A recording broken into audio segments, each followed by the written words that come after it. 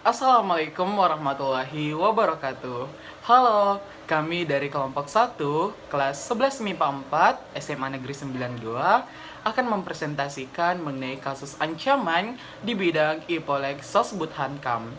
Nah, sebelum itu, perkenalkan nama saya Andi Arham Ramadan Polangi dan rekan-rekan Saya Alin Almukni. Perkenalkan, nama saya Andi Fajar Haryanto. Perkenalkan, nama saya Andi Rizky Dinda Safitri. Perkenalkan, nama saya Anissa Nur Fadilah. Saya Diandesa Febriani. Ancaman di bidang ideologi adalah ancaman yang dinilai mempunyai kemampuan yang membahayakan pemikiran masyarakat suatu negara, sehingga akan mengancam terhadap dasar falsafah negara lain, yaitu Pancasila. Ada banyak ancaman ideologi yang ada di Indonesia, di antaranya yang pertama, gerakan radikalisme Islam. Gerakan radikalisme Islam yaitu Islam garis keras yang menimbulkan teror dan pembentukan kelompok-kelompok radikal yang tidak hanya mengancam keamanan tetapi juga kelangsungan ideologi Pancasila. Radikal yang berkembang berpandangan bahwa hanya merekalah yang benar dan sesuai, sehingga menginginkan Pancasila tidak lagi digunakan sebagai dasar negara bagi Indonesia. Yang kedua, gerakan G30S PKI.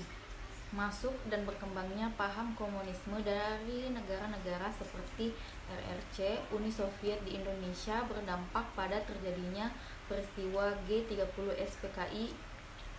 Peristiwa G30S PKI ini terjadi pada tanggal 30 September 1965 yang bertujuan untuk mengganti ideologi Pancasila dengan paham komunis. Peristiwa ini mengakibatkan terbunuhnya beberapa tokoh militer dan menjadi akhir dari masa pemerintahan Orde Lama dan dimulainya masa pemerintahan Orde Baru di Indonesia. Nah, teman-teman, ancaman di bidang ini berhubungan dengan ancaman militer, di mana ancaman militer adalah ancaman berkekuatan senjata dan terorganisasi sehingga mampu membahayakan kedaulatan negara. Beberapa ancaman di bidang pertahanan dan keamanan diantaranya adalah yang pertama, pemberontakan DITII. Nah, fanatisme terhadap agama Islam menjadi salah satu faktor pendorong terjadinya pemberontakan DITII yang terjadi di beberapa wilayah di Indonesia, yang menyebabkan beberapa wilayah di Indonesia hampir melepaskan diri dari Negara Kesatuan Republik Indonesia. Pemberontakan DITII di Aceh dimulai pada tanggal 20 September tahun 1953, dimulai dengan pernyataan proklamasi berdirinya negara Islam oleh Daud Brunch. Proklamasi itu menyatakan diri bahwa Aceh sebagai bagian dari negara Islam Indonesia di bawah kepemimpinan Imam Besar NI Sekar Maji Marijan Kortos Wirjo. Gerakan yang kedua adalah Gerakan Aceh Merdeka, di mana Gerakan Aceh Merdeka adalah sebuah organisasi separatis yang memiliki tujuan supaya Aceh lepas dari NKRI. Konflik antara pemerintah Republik Indonesia dengan Gerakan Aceh Merdeka terus berlangsung, sehingga pemimpin menerapkan status darurat militer di Aceh pada tahun 2003. Pada Februari tahun 2005, pihak Gerakan Aceh dan pemerintah negara Indonesia memulai tahap perundingan di Vantas, Finlandia pada 17.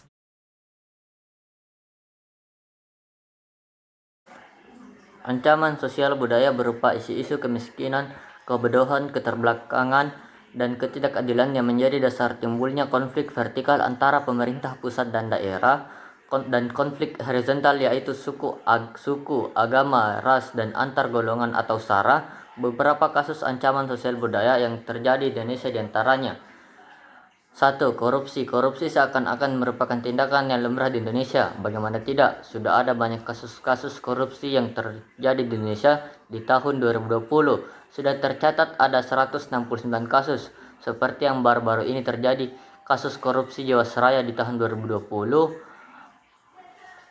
atau Persero, bahkan disebut sebagai kerugian besar bagi negara oleh Badan Pemeriksaan Keuangan atau BPK yang mencapai hingga belasan triliun rupiah. 2. Kemiskinan. Setelah kasus korupsi timbullah kasus kemiskinan. Badan Pusat Statistik mencatat angka kemiskinan per Maret 2020 mengalami kenaikan 26,4,2 juta orang yang ada di Indonesia dibanding Maret 2019. Peningkatannya mencapai 1,28 juta orang yang sebelumnya 25,14 juta orang.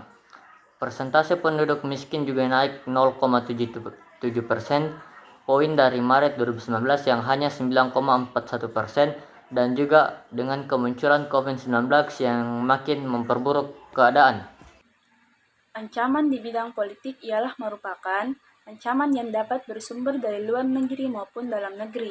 Dari luar negeri, ancaman di bidang politik dapat dilakukan oleh suatu negara dengan melakukan tekanan politik. Dalam bidang ekonomi, ada yang namanya globalisasi perekonomian.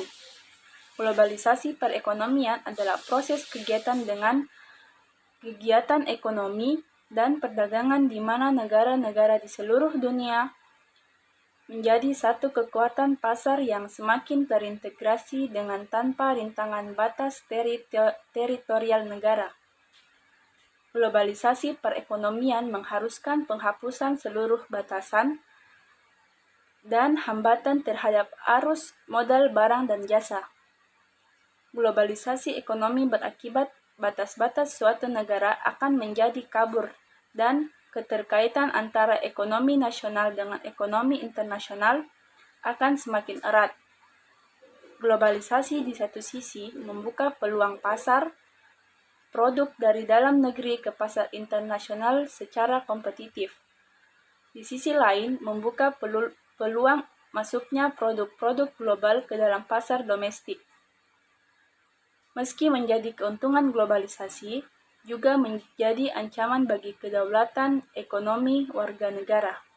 Akan melanjutkan presentasi dari Andi Reski Dinda Safitri. Pengaruh negatif globalisasi ekonomi diantaranya 1. Daya saing produk lokal kalah. Indonesia akan dibanjiri barang-barang dari luar seiring perdagangan bebas yang tidak mengenal batas-batas negara. Akibatnya, barang-barang lokal, terutama tradisional, akan terdesak karena kalah bersaing dengan barang-barang dari luar negeri. Yang kedua, perekonomian Indonesia akan dikuasai oleh pihak asing.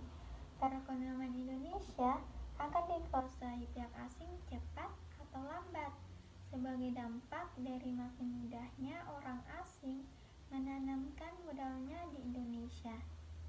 Dikhawatirkan pihak asing akan mendikte atau menekan pemerintah atau bangsa Indonesia, sehingga bangsa Indonesia akan dijajah secara ekonomi oleh negara investor. Baik, saya akan menjelaskan tentang kebijakan pemerintah yang dinilai tidak sesuai dengan kebutuhan kerja. Nah, salah satu contohnya itu pada saat pengesahan RUU Cipta Kerja. RUU Cipta Kerja ini menjadi kontroversi di masyarakat karena dinilai tidak sinkron dengan apa yang diharapkan oleh masyarakat.